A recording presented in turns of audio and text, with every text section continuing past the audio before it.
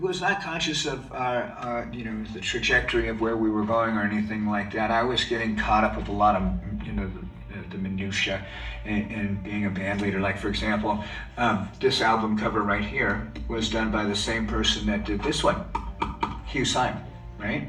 Except this one I asked him to do, and this one he brought to me.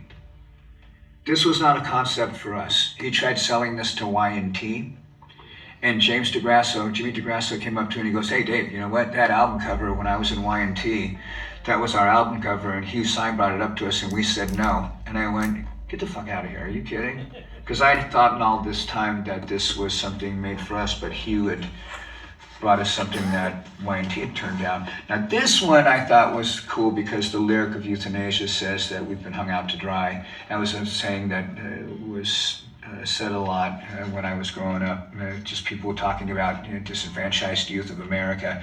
One of the things that they would try and wrap it up, and again, like what I was saying, the art of war, making 4 or 5 sentences come down into one line. That was one of those songs where I tried to really consolidate what the lyric was for that song, because that song was a lot about the Contras in Nicaragua and the gun trade and all that stuff. Also, how a lot of kids in America were starting to lose their way. And, in the 60s and 70s, there still was almost a modicum of a family paradigm, and towards the 80s, it started to really fall apart. Families with 2 jobs, families with 4 jobs, all that kind of stuff. And I noticed how family and their children were really getting fucked up because in most cases the father would bail.